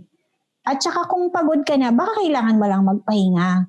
Maybe it's really your passion, it's your gift, but maybe it's telling you to do something, di ba? And what does that mean to you? Do you have to rest? Do you need to take a break? Do you need to reach out for help? So, what is this burnout telling me? Kasi ako, my burnout always tells me to do something next. My burnout in Ernst & Young, pagod na akong gumawa ng report. So, it shifted me to Intel. Sa Intel, pagod na akong, ang dami kong trabaho, parang di ako humihinga. So, I just want a different type. Nung namang na-burnout ako sa Emirates, I just want to do something that sparks joy within. So, talagang may meaning siya eh. Diba? So, kahit ako maybe, na-burnout, iniisip ko, na-burnout ba ako sa training and coaching? hindi ako nababurnout kasi gusto ko talaga yun. I mean, lalo na yung mga aha moments nyo, di ba? I might be speaking a lot, pero yung sasabi, ay, oo nga, no. Kasi doon pa lang, I mean, I am very happy because I know there's something that sparked within you. So, tanungin mo yung sarili mo, yun ba talaga yung passion mo? Kasi hindi ka dapat nababurnout kung yun yung passion mo Diba? Or nababurnout ka ba dahil hindi ka nakaka-receive ng something. You're giving so much pero wala ka nare-receive. Pwede rin siyang ganun. So, matinding self-realization and actualization pa lang kailangan nating malaman sa isa. I hope that helped, friend. Yeah, I feel like it helps din. Parang reminder rin talaga na you don't have to do it all ng sabay-sabay. Yeah, give yourself a break kasi parang hustler to the max yung friend mo. Na, yun pala. Pagod is. So yun. I think that's it for our questions. Thank you po, Miss Wanda. And to wrap it all up, Miss Wanda, what would be your advice to all the young 20-somethings that are currently forging their paths and careers right now? Ako just, seek who you are. Seek clarity. Who you are and what does God wanna give birth through you. Kasi pag nakita mo yun, pag 20s ka pa lang, tingin ko mas magiging okay kasi klaro ka na.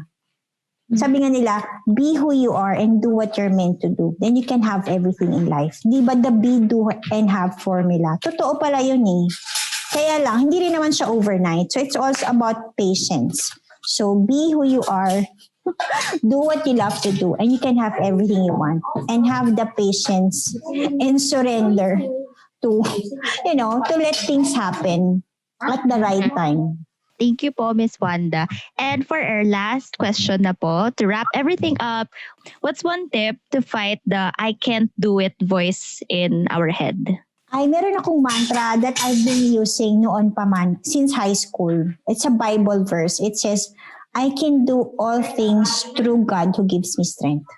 Gamit na gamit ko yan until now. Even before I speak here, whenever I do something, lagi ko nilalagay sa notebook ko, I can do all things through Christ who gives me strength. Kasi doon ka humuhugot nung iba. Kasi nga, ang totoo niyan, you have emotional quotient, you have intelligent quotient, but the most powerful is your spiritual quotient, which is actually your faith. It is your faith that can fuel yung emotional at saka intellectual intelligence mo. And when you have that is when really, you are beyond limits. Kasi doon talaga mo na-access yung power ni God that will help you accomplish anything and everything. So remember that, talagang maganda yung verse na yon, and it's very powerful, I'll say. Okay, thank you for that, Miss Wanda. And before we end the show, we heard that you have an upcoming course webinar this January 16. Can you tell us more about it? And let's invite our listeners too. So it's The Purpose-Driven Career, What Am I Meant to Do by Miss Wandalyn Tan Kalupig. Yes, I want to invite you next week, January 16. I have, it's with Spendless Academy. It's called Purpose-Driven Career, What Am I Meant to Do? Kasi every person has a unique calling and a career based on their, gifts and expertise and really, your experience in life. So now that I know how to find your ikigai, as Japanese call it, reason for being. So I hope I can guide you as early as now so you can really forge the path that's meant for you. So if that's for you, go to Spendless Academy. It's going to be a live workshop for 4 hours. And I think it's from 10 a.m. to 2 p.m. And meron na siyang kasamang workbook that can help you for life. I'll say, kasi talagang forever magiging valid yon. And I'm really excited about that. And I also have one more program coming next week then. It's called Detox. So alam ko ang hirap sa age nyo kasi okay pa. But there's some people who are really struggling with weight. So it's really about detoxing and empowering the mind, heart, and body para talagang ma-achieve mo yung perfect weight goal mo this year. Wow, that's actually nice. We actually know a lot of people in our circle po that would be interested in that in that webinar din po.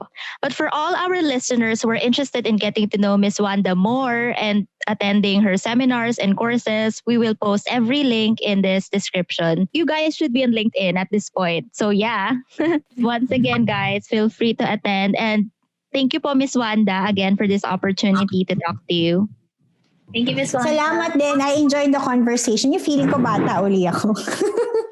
Thank you.